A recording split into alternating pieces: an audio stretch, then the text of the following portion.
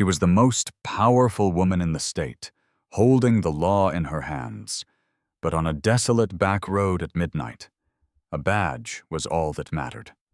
When a rogue officer decided to play God, he didn't realize he was about to cross the wrong person, or the elite shadows sworn to protect her at any cost. The rain didn't just fall in the state capitol, it lashed down, turning the asphalt into a slick obsidian mirror.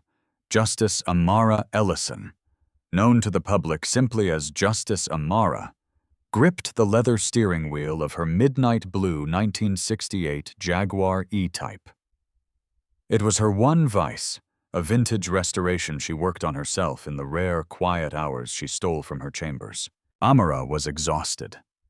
She had spent the last long hours drafting the majority opinion on a landmark property rights case that would reshape the state's development laws. She was tired, her eyes burned, and she just wanted to get to her home in the quiet suburbs of Oak Ridge. She checked her rearview mirror. Headlights had been tailing her for several miles, playing a game of cat and mouse. When the red and blue strobes finally ignited, cutting through the heavy mist, Amara didn't feel fear. She felt annoyance. She had done nothing wrong. She signaled, slowed, and pulled the Jaguar onto the soft gravel of the shoulder. A short distance behind her, a black SUV, her security detail, pulled to the side of the road, hidden in the shadows of an oak grove. Elias Crow and Nathaniel Voss, two of the best private security operatives in the country, sat in silence. They were trained to stay invisible, to exist as ghosts, unless the line was crossed. Officer Vance Harlow stepped out of his patrol car. He didn't use his flashlight to check the surroundings. He shone it directly into the Jaguar's interior, blinding Amara. "License and registration," Harlow barked, not bothering with a greeting. Amara lowered her window, keeping her voice level, professional, and entirely devoid of the authority she carried in the courtroom. "Good evening, officer. Is there a problem?" Harlow was a large man, his uniform straining at the buttons. He leaned down, resting his arm on the doorframe, his eyes scanning the interior with an exaggerated look of disdain. "You have the taillight out, and you were swerving." Amara knew that was a lie. She had checked her lights before leaving the parking garage. "I assure you, officer, I haven't been swerving, and the taillight is functional. Perhaps it's just the heavy rain obscuring the view."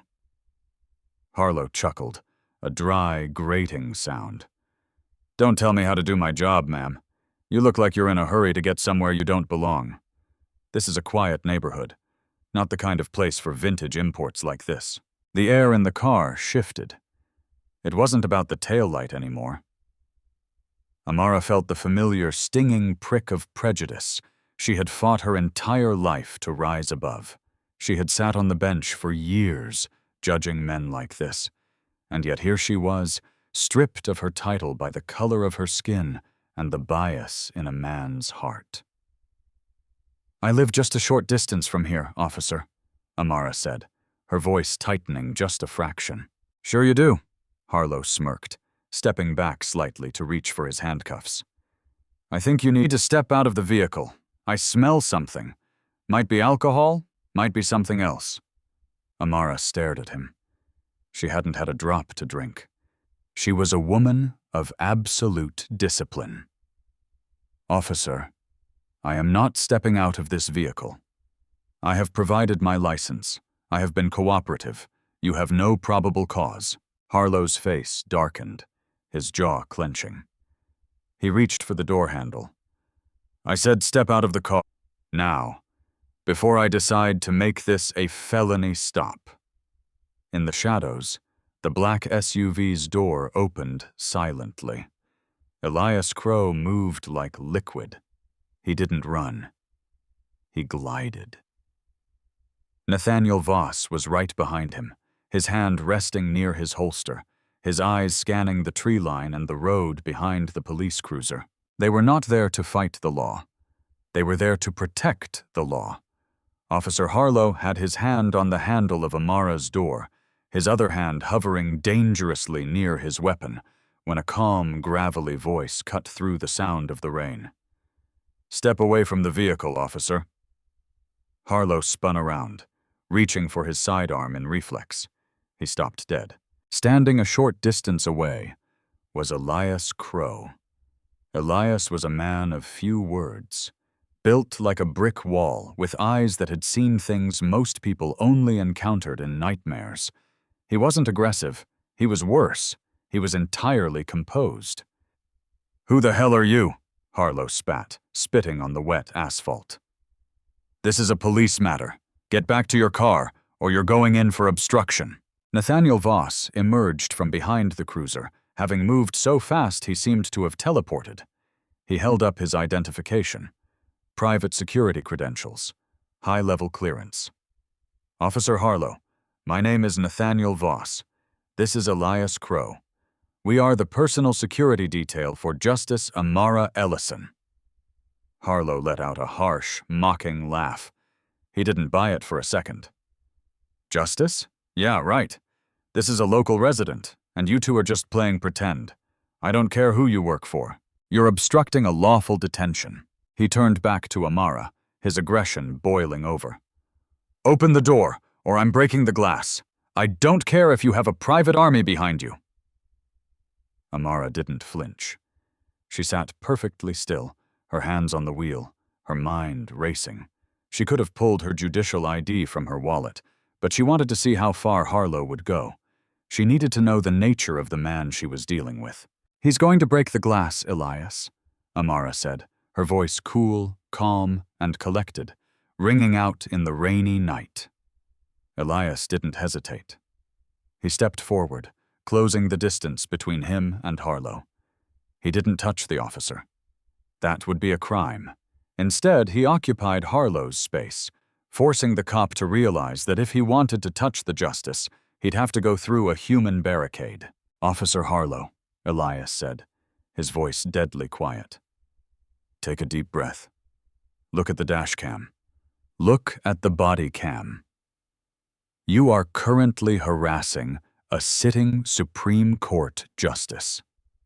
You have articulated zero probable cause. You have cited a non-existent equipment violation. You are walking into a career-ending nightmare. Step back." Harlow's face went pale, then red. He was caught in the trap of his own arrogance. He had already called this in on his radio, claiming a combative subject. Other cruisers were on the way. He had lied to dispatch, and now the lie was spiraling. "I don't care who she is," Harlow snarled, his voice trembling with a mix of rage and sudden creeping dread. "She's not above the law. If she's a justice, she should act like it and get out of the car. If she doesn't, she's resisting arrest." He reached for the door again, his hand shaking. Nathaniel Voss stepped up, placing a firm, heavy hand on Harlow's shoulder. It wasn't a shove. It was an anchor. "Officer, if you touch that door handle, you are committing aggravated assault and kidnapping. We have the entire interaction recorded from 3 different angles, including the audio of your earlier comments about her neighborhood." Harlow froze. He realized that the private security hadn't just been standing there. They had been documenting. "Dispatch, this is Unit 412, Harlow radioed, his voice straining. "I need backup. I have a high-risk situation here." From the distance, the wail of sirens began to grow. The net was closing, but not for the reason Harlow expected. Amara finally opened her door. She didn't step out. She remained seated, looking up at the officer who had tried to intimidate her. "Officer Harlow," she said, her voice echoing with the gravity of the High Court. "My name is Amara Ellison. You are currently in violation of the 4th Amendment, specifically regarding unlawful seizure. By the time this night is over, you won't just be out of a job. You'll be lucky if you aren't standing in front of my bench." Harlow stared at her, the reality of the situation finally shattering his ego. But just as he started to back away, his radio crackled. A voice came through, Not his dispatch, but a direct channel. It was his sergeant, and he sounded furious. "Harlow, what the hell are you doing? I'm looking at the live feed from the scene. The Justice's security team just sent us a data dump. You need to drop your weapon and step away from that vehicle right now." The tension was palpable, a live wire snapping in the storm. Harlow looked at Amara, then at the two men standing like statues in the rain. He realized that he wasn't just facing a woman. He was facing a system he had completely underestimated. But as the patrol cars began to slide onto the scene, something caught Elias Crow's eye. A second vehicle, nondescript and unmarked, had pulled up a short distance down the road, its lights off. It wasn't police, and it wasn't the Justice's detail. Elias whispered into his comms. "Nathaniel, we've got eyes on a secondary. Stay frosty." The drama was only just beginning. The rain intensified, drumming a relentless, deafening rhythm against the steel roof of the vintage Jaguar and the pavement beneath them. Officer Vance Harlow stood completely frozen, his hand still hovering inches away from his duty weapon, the commanding voice of his sergeant echoing from the radio on his shoulder. I was trapped between the imposing physical presence of Elias Crow and the crushing, invisible weight of his own monumental mistake.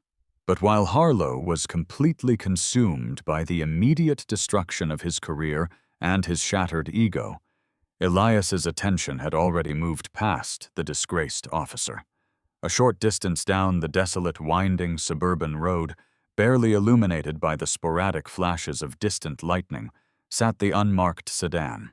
Its headlights were deliberately extinguished. The engine was running. Elias could tell by the faint, rhythmic exhaust vapor cutting through the heavy downpour. In the world of high-stakes executive protection, coincidences simply did not exist. Every anomaly was a threat until proven otherwise.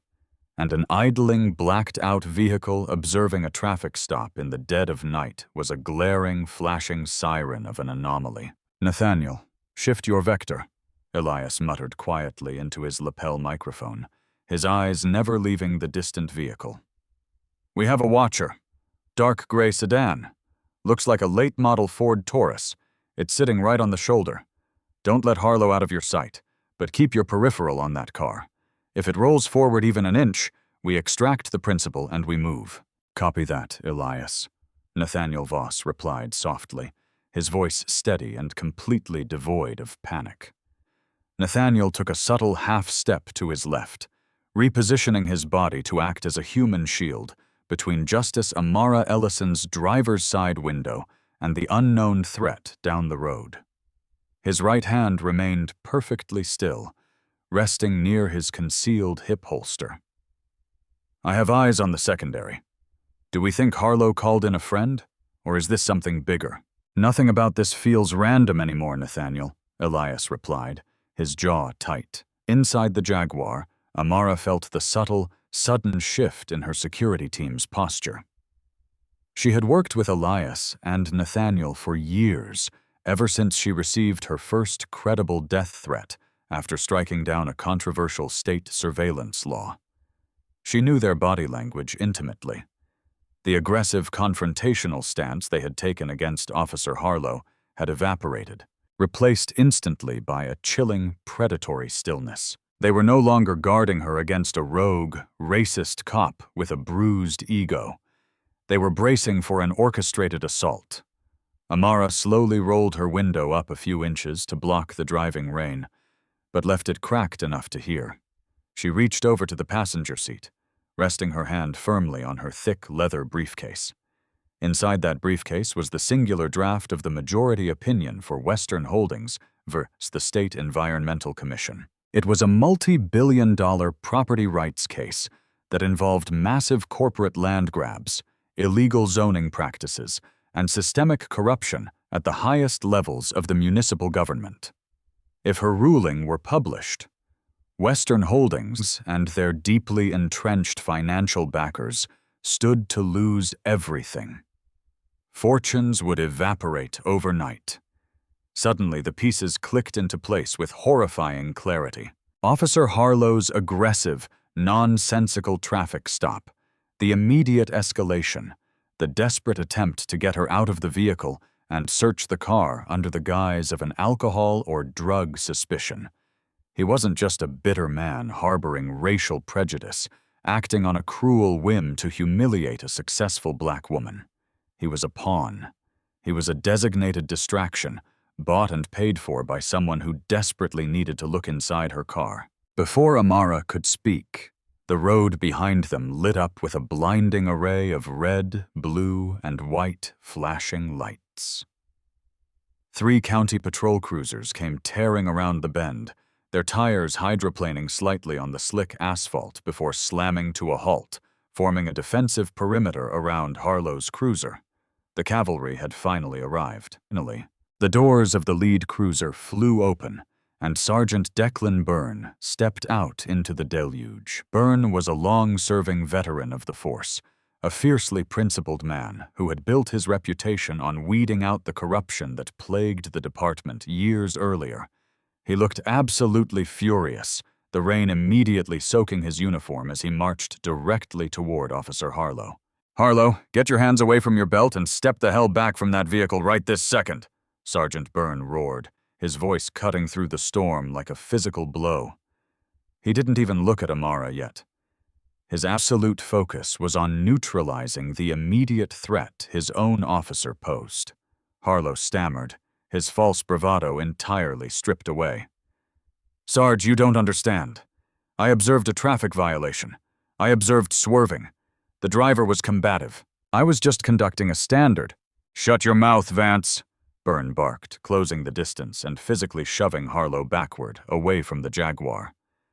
"Standard? You call this standard? I've been listening to the audio feed your dash cam and body cam have been recording. I heard exactly what you said to her. I heard your little comments about her not belonging in this neighborhood. You lied to dispatch. You escalated a non-existent violation, and you attempted to unlawfully detain a sitting state Supreme Court justice. Turn around and put your hands on the hood of your cruiser. Now." Harlow's eyes widened in sheer panic. "Sarge, wait! You can't arrest me. I was just doing my job. You can't do this to one of your own over some—" "I said put your hands on the hood, Harlow," Byrne yelled, pulling his own cuffs from his belt. 2 other arriving officers immediately flanked Harlow, realizing instantly that their colleague had crossed a line he could never uncross. Defeated, trembling, and utterly humiliated, Harlow slowly turned and placed his palms flat against the cold, wet steel of his police cruiser. The sharp, metallic click of the handcuffs snapping around his wrists sounded like a gunshot in the quiet suburban air. While the arrest was unfolding, Elias Crow didn't relax. He leaned down slightly, catching Amara's eye through the cracked window. "Justice, I need you to stay completely down and out of sight. The situation with the patrol officers is contained, but the secondary vehicle is still in play." Amara nodded, her expression grim and focused. "Elias, it's about the Western Holdings case. It has to be. Harlow wasn't acting alone. I was trying to get me out of the car so they could search it, or worse, secure my briefcase. Whoever is in that unmarked car down the road, they are the ones pulling his strings." "Understood, ma'am," Elias said, his eyes narrowing. He tapped his earpiece. "Nathaniel, the principal believes the Watcher is connected to her current caseload. They are likely here for her documents. If they realize Harlow has been compromised and arrested, they are going to cut their losses and run.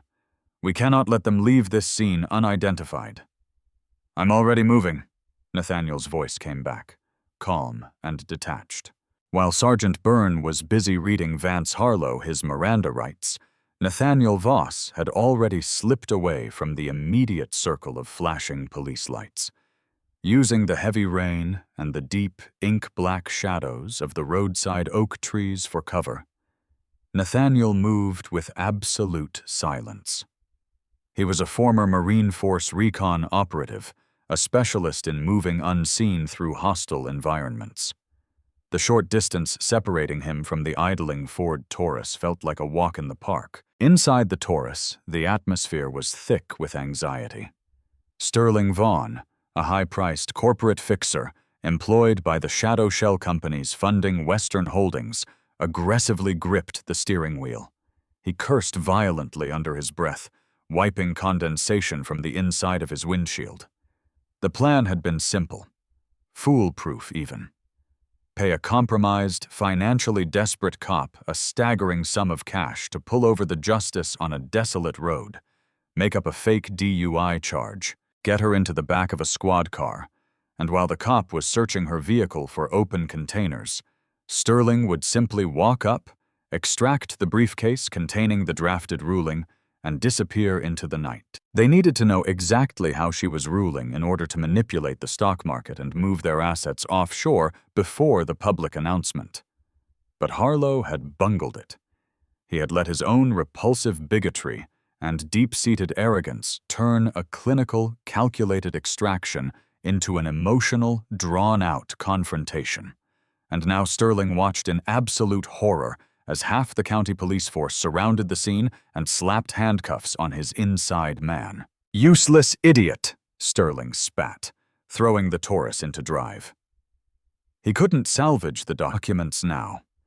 He had to vanish before the police realized he was connected to the disgraced officer.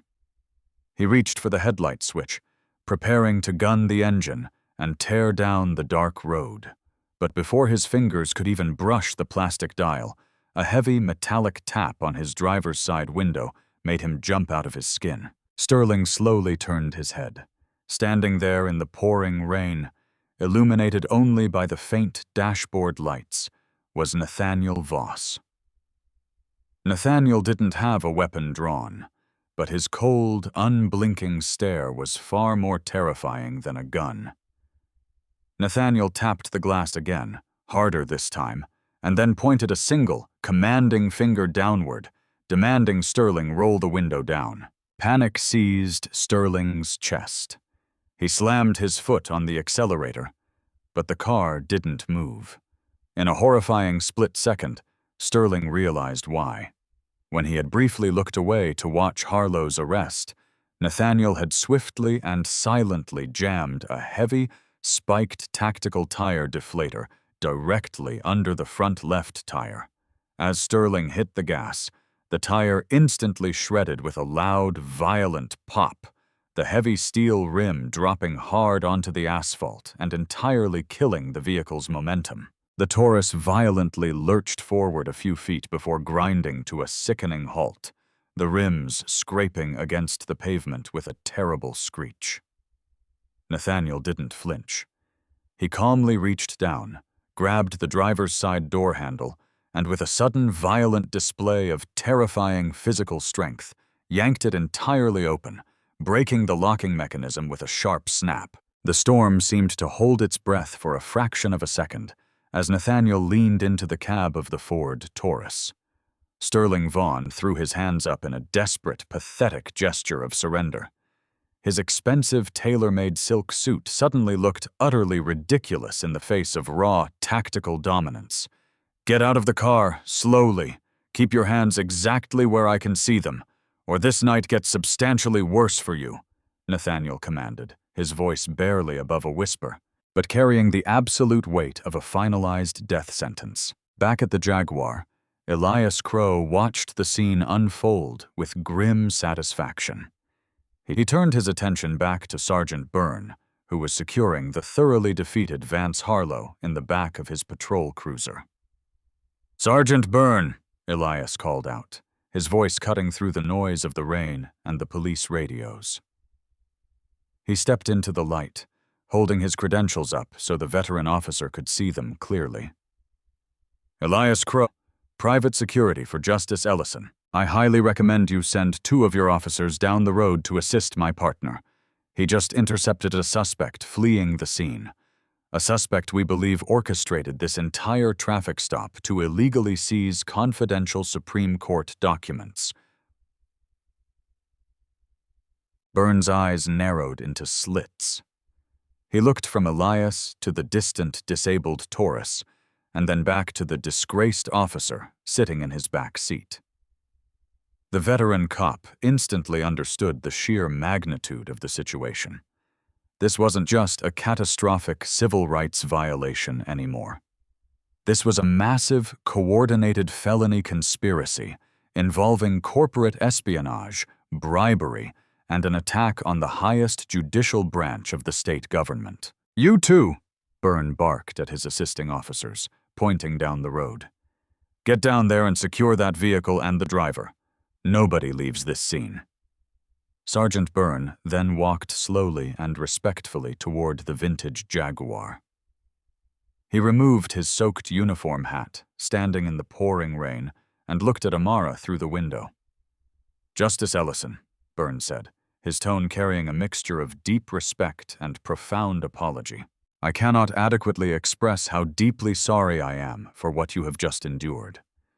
Officer Harlow's actions do not represent this department. He is under arrest, and I promise you I will personally see to it that he faces the absolute maximum penalty the law allows.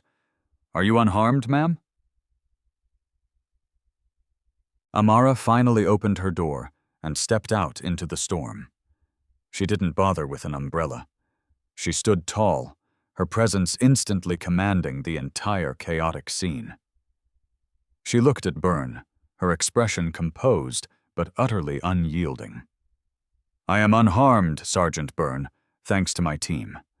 But I want it on the official record that this was not a random act of police misconduct. That man," she pointed a steady finger toward the back of the cruiser where Harlow sat, head bowed in shame, "was paid to stop me. He was meant to distract me so that his handler down the road could steal highly classified judicial documents pertaining to a multi-billion-dollar corporate lawsuit. You haven't just caught a racist officer tonight, Sergeant. You have just stumbled into the largest corporate bribery conspiracy this state has ever seen." Byrne blinked, processing the massive weight of her words. He nodded slowly. "We will tear his life apart, Your Honor.